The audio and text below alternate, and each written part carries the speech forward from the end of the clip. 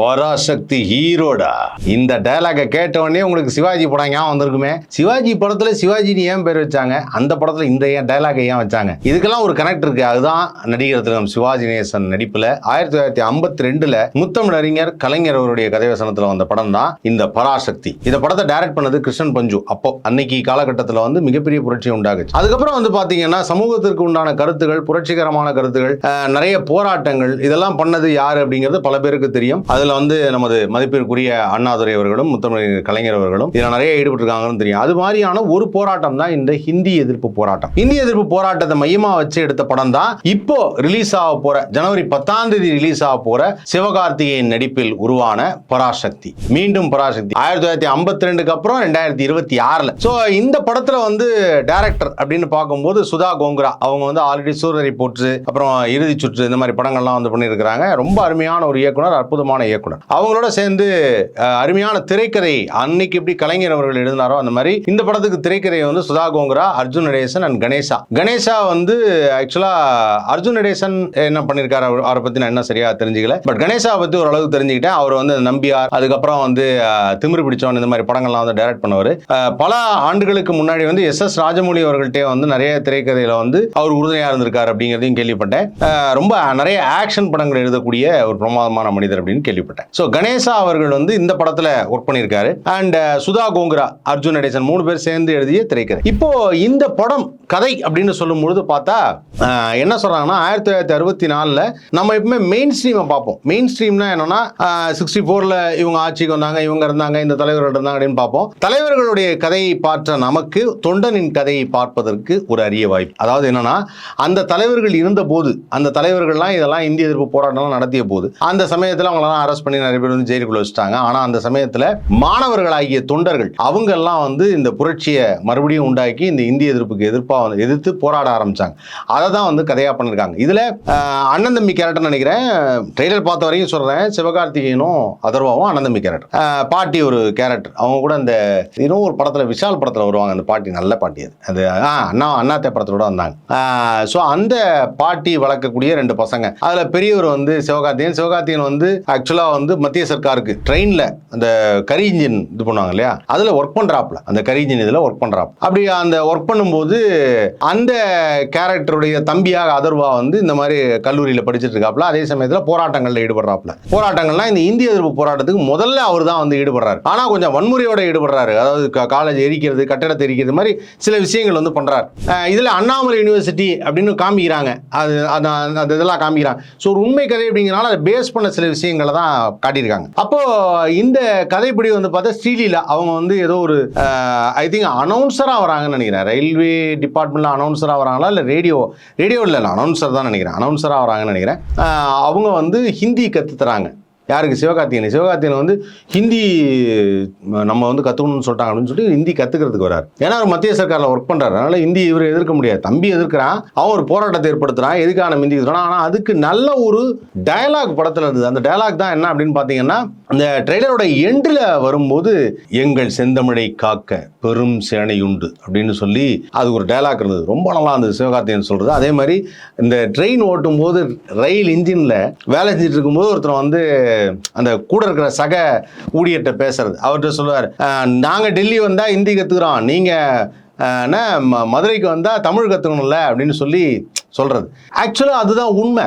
நான் ஒரு ஜென்ரலான ஒரு எக்ஸாம்பிள் சொன்னோம்னா, நாம ஒரு வெளிநாடு போறோம். ஒரு வெளிநாடு போகும்பொழுது அந்த வெளிநாட்டில் இருக்கக்கூடிய மனிதர்களை பார்க்கும்போது அவங்கள்ட்ட சில சாப்பாடோ இல்லை ஒரு கடைக்கு போறோம் அப்படிங்கிறப்போ அவங்க பாஷையை நம்ம பேசி ஆகணும். ஏதாவது 1-2 அவங்களுக்கு புரிஞ்ச வார்த்தையில பேசினாதான் உண்டு. அவங்கள்ட்ட போய் நீங்க ஏன் தமிழ் கத்துக்கல அப்படின்னு சொன்னா நியாயமா இருக்குமா? இருக்காது. நான் ஒரு தமிழன் வந்திருக்கேன், நீங்க எங்கிட்ட தமிழ் பேச மாட்டேங்கிறீங்க அப்படின்னு போய் அவங்கள்ட்ட நம்ம நிற்க முடியாது. ஏன்?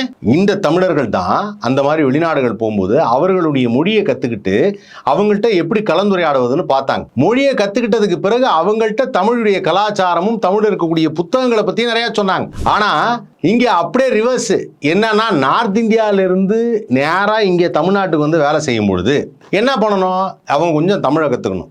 கற்றுக்கிட்டாருன்னா நமக்கு கொஞ்சம் ஒரு ஒரு என்ன சொல்கிறது கொஞ்சம் ஈஸியாக இருக்கும் வேலை செய்யறது. அவங்க வந்து என்ன சொல்கிறாங்கன்னா, நான் ஹிந்தியில் தான் பேசுவேன், நீ ஹிந்தி கற்றுக்கங்கிறாங்க. இது எந்த வகையில நியாயம்? இது ரொம்ப வருஷமாக இந்த ப்ராப்ளம் வந்துட்டு இருக்கு. 1964 இந்த படத்தில் காமிக்கும் போது அதுதான் இப்போவும் சொல்கிறாங்க, அரே மெத்ராசி நீ இப்போ ஹிந்தி கற்றுக்கோ, என்ன எதுக்கு தமிழ் கற்றுக்க சொல்கிற அப்படின்னு. ஏன்னா இப்போ அவங்க என்னன்னா அவங்களுக்குள்ள ஒரு தான் என்ற அகம்பாவம் மாதிரி இல்லை, all over India Hindi national language அப்படிங்கிற மாதிரி ஒரு விஷயம் வந்துருச்சு.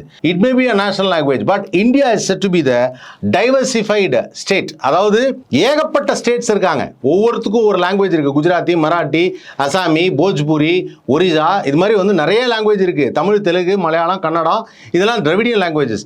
எந்த லாங்குவேஜும் வந்து எதற்கும் சளைச்சது இல்லை. அதுல மிக மிக தொன்மை வாய்ந்த பழமையான மொழி தமிழ் மொழி. அப்படிப்பட்ட தமிழ் மொழிக்கு ஈடு அப்படின்னு சொல்லக்கூடிய மொழிகளை என்ன சொல்லலை. இது வேர்ல்டு லெவலில் ஆராய்ச்சியிலேயே ஒத்துக்கிறாங்க, இதுதாங்க ரொம்ப ஏர்லியஸ்ட் லாங்குவேஜ் அப்படின்னு சொல்லி ஒத்துக்கிறாங்க. அப்படி இருக்கக்கூடிய பட்சத்தில் வந்து இங்கே வேலை செய்யும் போது, இதே நான் டெல்லிக்கு போனேன்னா, நான் வந்து ஒரு பாம்பே போனேன்னா போயிட்டு அங்கே ஏதாவது ஹிந்தியில் பையா ஏ கித்தனா ரூபியா அப்படின்னு சொல்லிட்டு நான் ஹிந்தியில் கேட்கறதுக்கு ட்ரை பண்ணுவேன். அந்த இடத்திற்கு அந்த மொழி தேவைப்படுகிறது. அது எந்த ஊருக்கு போகிறோமோ அந்த இடத்துக்கு அது தேவைப்படுது. ஆனால் அதே சமயத்தில் நான் தமிழ்நாட்டில் இருக்கும்போது நான் இதுக்கு ஹிந்தியில் உட்காந்து பேசிட்டு அவசியம் இல்லை. ரீசெண்டாக ஒரு பர்த்டே ஃபங்க்ஷன் போகிறேன். அந்த பர்த்டே ஃபங்க்ஷன் போகும்போது காரை நிறுத்திட்டு லிஃப்ட் வேணும்னா லிஃப்ட் எங்கே இருக்குன்னு கேட்கறதுக்கு ஒருத்தர் கேட்டால் எல்லாரும் ஹிந்தியில் பேசுகிறாங்க. கியா ஏ லிஃப்ட் நை, ஏ ஊப்பர் நை, ஜி நீச்சே ஏண்ணா. புரியல, நடந்தே வந்துட்டேன். எப்பா விட்டுருப்பா, நம்மளால இதை சமாளிக்கவே முடியாது. இதை எதுக்கு சொல்கிறேன் அப்படின்னா, இந்த படத்தில் அதை நல்ல ஸ்ட்ராங்காக வலியுறுத்துற மாதிரி அந்த டயலாக் எல்லாம் வச்சிருக்காங்க. சுதா கோங்கராவுடைய டைரக்ஷனில் வந்து பார்த்தீங்கன்னா எப்பவுமே வந்து ஒரு உண்மை கதையை தத்ரூபமாக நம் கண்கள் கலங்கக்கூடிய லெவலுக்கு எடுத்துருவாங்க. அது இறுதி சுற்றா இருந்தாலும் சரி, சூரரை போற்று படமாக இருந்தாலும் சரி. சூரரை போற்று நான் பார்த்ததுல ரொம்ப பெஸ்ட்டான ஒரு ஃபிலிம். தெரியாதனமா அந்த கோவிட் வந்ததுனால அதெல்லாம் ஓடிடி ரிலீஸ் ஆயிடுச்சு. நடிகர் சூர்யா அவர்கள் நடிப்புல அசத்திய ஒரு திரைப்படம், அசத்திய திரைப்படம். அதாவது அந்த படம் வந்து சூர்யா அவர்கள் எத்தனையோ படங்கள் நடிச்சிருக்காருங்க. நான் இப்போ ரொம்ப ஓப்பனாக ஒரு சொல்றேன், எத்தனையோ படங்கள் நடிச்சிருக்காரு. மற்ற படங்கள்லாம் அவர் பெரிய நடிகர் அப்படின்னு சொல்லுவாங்க. அதுலலாம் கூட எனக்கு ஒரு நெருடல் இருந்தது, இல்லை அப்படி நடிப்பேன். ஆனால் சூரரை போற்றவர் நடிச்சிருந்த விதமும் அந்த காட்சி அமைப்புகளும் பிரமாதமாக இருக்கும். அவ்வளோ பிரமாதமாக நடிச்சிருப்பார் சூர்யா. அப்போதான் சொன்னேன், சூர்யா வெரி நைஸ் ஆக்டருங்க. எப்படி நடிச்சிருக்கா அப்படின்னா, ஒரு உண்மைக்கதையை பிரதிபலிக்கிற அந்த இடத்துல ஒரு வலியை, வேதனையை சொல்லக்கூடிய அந்த மொமெண்ட் இருக்குல்ல, அந்த அந்த அந்த நான் ஃப்ளைட்டில் ஏற்றிட்டு போக முடியலங்கிற அந்த ஃப்ளைட்டு நான் இவ்வளோ தூரம் கஷ்டப்பட்டேன், அந்த மொமெண்ட்டுக்கு ஒரு கண்ணில் கண்ணீர் வர்றது, நம்ம கண்ணில் கண்ணீர் வந்துடும். அப்படி இருக்கும். அப்படிப்பட்ட ஒரு டைரக்ஷன் தான் சுதா கோங்கரா. அண்ட் இந்த படம் வந்து இன்னொருத்தருக்கு முக்கியமான படம், ஜிவி பிரகாஷுக்கு 100th ஃபிலிம். ஸோ அவருடைய மியூசிக் வந்து ட்ரெய்லர்லேயே பட்டைய கலப்புது, சூப்பராக இருக்குது. ஸோ அவருடைய மியூசிக் வந்து இந்த படத்துக்கு மிகப்பெரிய ப்ளஸ்ஸாக இருக்கும்னு நினைக்கிறேன். இப்படிப்பட்ட ஒரு விதமான ஒரு ஹிஸ்டாரிக்கல், ஒரு நாஸ்டாலஜிக்கல் ஹிஸ்டாரிக்கல் ஃபிலிம் அப்படின்னு சொல்லலாம். இது வந்து ஒரு பீரியட் ஃபிலிம், 1964 நடக்கிற ஒரு கதை அப்படிங்கிற பீரியட் ஃபிலிம். ஏன்னா இதுக்கு முன்னாடி வந்து மதராசப்பட்டினம் ஜிவி பிரகாஷ் தான் மியூசிக். மதராசப்பட்டினம் மாதிரி ஒரு படங்களுக்கும் அதே மாதிரி பார்க்குறப்போ அந்த ஒரு ரெட்ரோ ஃபீலை வந்து ஜிவி பிரகாஷ் ரொம்ப அருமையாக உங்களுக்கு பார்ப்பல. Such a great musician. அப்போது இந்த படமும் ஒரு பெரிய ப்ளஸ்ஸாக இருக்கும், ஜிவி பிரகாஷ் ஒரு ப்ளஸ்ஸாக இருக்கும். ஜிவி பிரகாஷோட மியூசிக் இந்த படத்துக்கு ஒரு மிகப்பெரிய ப்ளஸ்ஸாக இருக்கும்னு நினைக்கிறேன். அண்ட் இந்த படத்தில் நடித்த அதர்வா வந்து எப்பவுமே வந்து எனக்கு லவர் பாய் அப்படின்னு சொல்லுவாங்க. ஆனால் ஆக்ரோஷமாகவும் ஒரு என்ன சொல்றதுன்னா, இந்த ஆங்கிரி யங் மேன் அப்படின்னு ஒரு கேரக்டர் சொல்லுவாங்க. அந்த ஆங்கிரி யங் மேனுங்கிற கேரக்டரில் அதர்வா நடித்தது அப்படிங்கிறது ரொம்ப சூப்பரான ஒரு விஷயம். ஏன்னா அவங்க அப்பா ரொம்ப சாஃப்ட், முரளி சார் பயங்கர சாஃப்ட். அவர் இந்த ஆங்கிரி யங் மேனாக 1-2 படங்களில் வருவார். ஆனால் எப்பவுமே முரளி சார்னா அது சாஃப்ட் தான். ஆக்ஷன் ஹீரோன்னு சொல்றதை விட ரொமான்டிக் ஹீரோ, சாஃப்டான ஹீரோ, அவர் ரொம்ப பாங்கான மனிதர் அப்படின்வாங்க. ஆனால் அதர்வா வந்து அதெல்லாம் பிரேக் பண்ணி இந்த படத்தில் வந்து ரொம்ப நல்லா பண்ணியிருக்காருன்னு கேள்விப்பட்டேன். அதே சமயத்தில் ஜெயம் ரவி வந்து போகன் படத்தில் வந்து ஒரு ஆஃப் இல்லைனாவும் ஒரு ஆஃப்ல ஹீரோவாக இருப்பார். போகன் படத்தில் அந்த அரவிந்த் சாமியோடைய ஆவி இவருடைய உடம்புக்கும், இவருடைய ஆவி வந்து அரவிந்த் சாமி உடம்புக்கும் அந்த மாறும்போது அந்த படத்தில் வந்து ஆக்சுவலாக ஜெயம் ரவி வந்து அந்த நெகட்டிவ் ஷேடு பிரமாதமாக பண்ணியிருப்பாப்ல. ஜெயம் ரவிக்கு ஒரு நெகட்டிவ் ஷேட் சூப்பராக வரும். ஸோ இந்த படத்துலையும் அந்த மாதிரி ஒரு நெகட்டிவ் ஷேட் பண்ணியிருக்காரு. அந்த நெகட்டிவ் ஷேட் ரொம்ப நல்லா ஒர்க் ஆயிருக்குங்கிறாங்க. அண்ட் கேரக்டரைசேஷன், ஒரு பீரியட் ஃபிலிம் எடுக்கும்போது அந்த பீரியட் ஃபிலிம் ரெஃபர் பண்ணுறதுக்கு சில கேரக்டர்ஸ், அண்ணாதுரை ரெஃபர் பண்ணுற மாதிரி ஒரு ஷார்ட் ஒன்று வச்சிருக்கிறாங்க.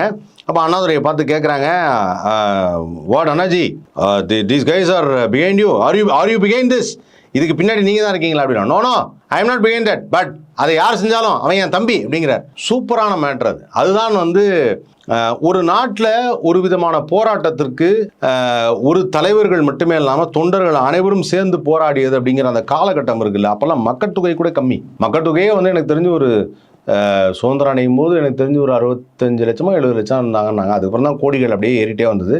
ஸோ அதுக்கப்புறம் ஒரு 3.5 கோடி இருக்கும் எனக்கு தெரிஞ்சு அந்த டைமில். அவ்வளோதான் மக்கள் தொகை இருக்கும்.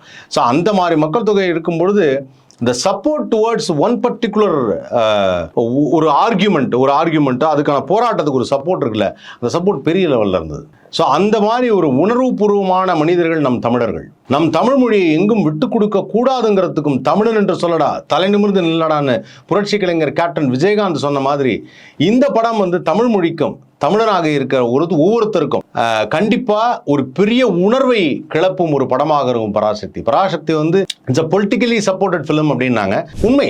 திராவிட முன்னேற்ற கழகத்தில் இருக்கக்கூடிய நமது முத்தமிழறிஞர் கலைஞர் அவர்கள் ஏற்படுத்திய அந்த போராட்டம், அந்த இந்திய எதிர்ப்பு போராட்டம்ங்கிறது அண்ணாதுரை அவர்களும் கலைஞர் அவர்களும் ஏற்படுத்திய அந்த போராட்டம், அந்த போராட்டம் மையமாக வைத்து தான் இந்த திரைப்படம் உருவாக்கப்பட்டிருக்கிறது. அப்படிங்கும்போது இது இப்போ இந்த படம் வரும்போது விஷயத்தை பாருங்க. 1964 வந்ததும் கிட்டத்தட்ட வந்து ஒரு 40-60 ஆண்டுகள் கழித்து ஒரு படம் வருது. இப்பவும் அதே விஷயம் இருக்கு. இந்தியை திணிக்காதீங்க.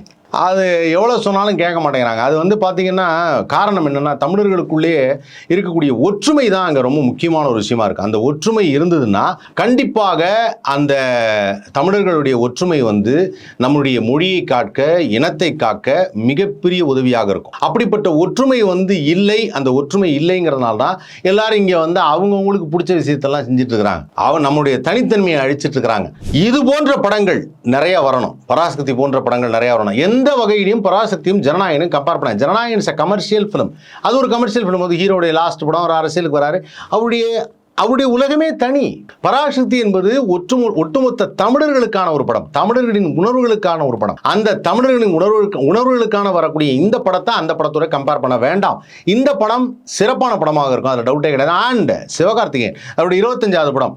சிவகார்த்திகேயன் வந்து தொடர்ந்து படங்கள் பண்ணிக்கிட்டு இருந்தாலும் இந்த மாதிரியான படங்கள், அமரன் போன்ற படங்கள், இது மாதிரி படம், பராசக்தி போன்ற படங்கள்லாம் தொடர்ந்து வரணும். அப்போதான் இன்னும் நல்ல புரட்சிகரமான சிந்தனையாக அற்புதமான திரைப்படங்கள் நமக்கு கிடைக்கும்னு சொல்லி நம்புகிறேன். ஸோ இப்போ எப்படி வந்து ஒரு கமர்ஷியல் கல்ட் ஃபிலிம் மட்டுமே நடிக்கக்கூடியவர் தான் சிவகார்த்திகேயன். அவர் வந்து ஒரு காமெடி படம் பண்ணுவார், ஒரு ஆங்கராக இருந்தார், ஜோக் பண்ணுவார் அப்படிங்கிற மாதிரி இல்லாமல் இப்போ அதையும் தாண்டி வந்திருக்குது.